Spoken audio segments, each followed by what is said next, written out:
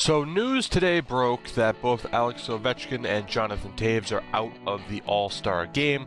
Teammate Evgeny Kuznetsov replaces Ovechkin, and James Neal from the host team Nashville replaces Jonathan Toews. John Tavares also now the Metro captain.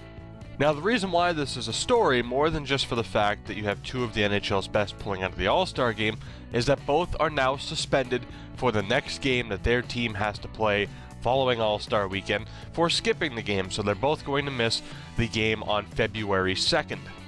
However, both claim injury, or in Toews' case, sickness. Simply put, you would think that the NHL either thinks that the injury or the sickness claim in Toews' case was an attempt to bypass the suspension, especially when the Caps PR said Ovi simply needs rest. So obviously there's debate over whether or not there should even be a rule against it or a suspension, and really for me the debate is simple.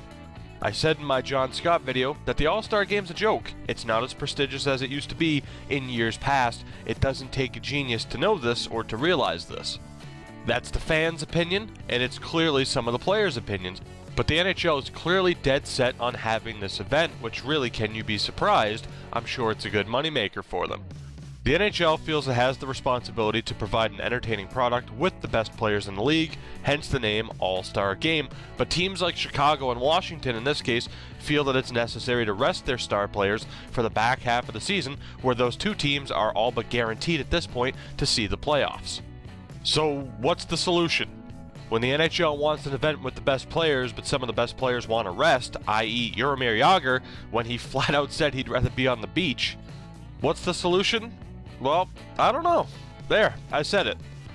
Because the NHL is already scaling back fan voting, apparently, and even with that, two of the guys elected almost didn't make it, or for a fact Ovechkin's not making it, and they almost took John Scott out of the game. It isn't even 100% on who eventually plays in the game to begin with, whether or not they're voted in by fans or selected by the NHL itself.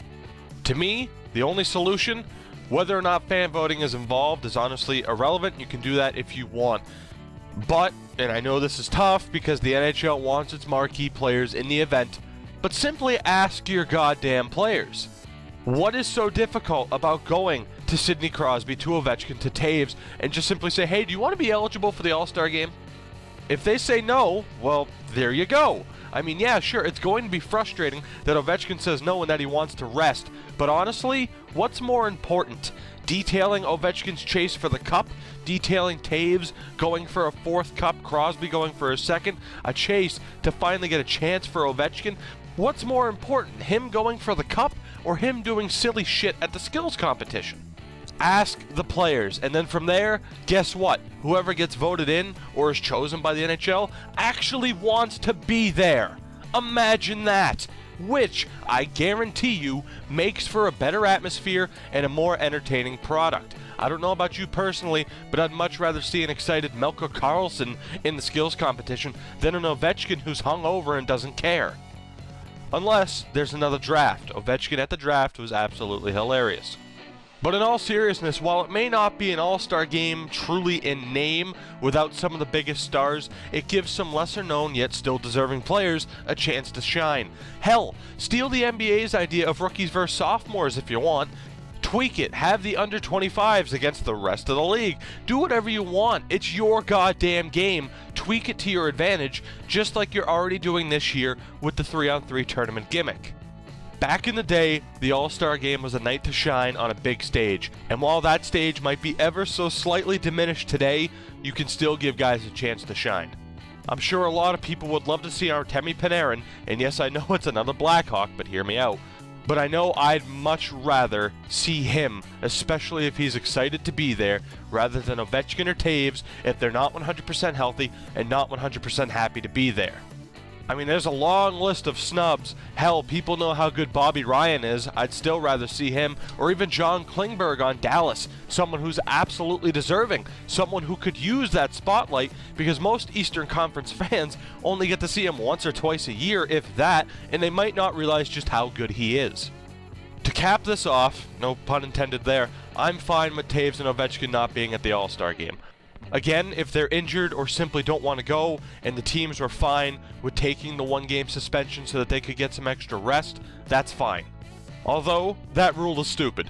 Punishing players for focusing on your biggest money-making event, the playoffs, that's pretty goddamn dumb.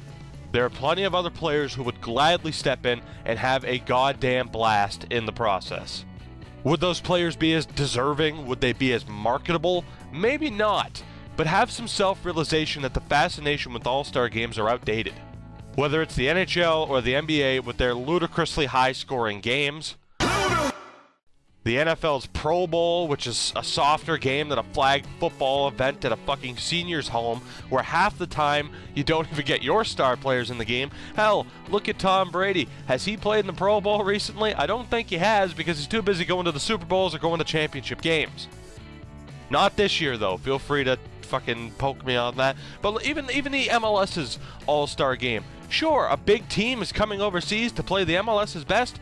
Cool, but is that team motivated? Do you think Chelsea or Spurs gives a fuck about playing an exhibition game? The only big All-Star game left is the MLB, and that's simply because they forced home field advantage in the World Series into the equation. You know, at this point, I don't even know if my original point was stated. Bottom line, I'm cutting this off there. Let me know down below, what are your thoughts on the All-Star game in general, the voting process, the election process, and what do you think, too, of the suspension rule for Ovechkin and Toews? Like I said, Washington, who is so desperate for a Stanley Cup. The last time they got there, they were swept by Detroit. So desperate. Why would you risk Alex Ovechkin? Why wouldn't you give him the rest he wants? But again, let me know your thoughts down below. If you've enjoyed the video, leave a like, subscribe for more, and spread the word, particularly on this video. I want to see how big of a reaction we can get to this. And simply put, regardless, I'm going to enjoy the All-Star game this weekend. I hope you guys do too, and I will see you all next time.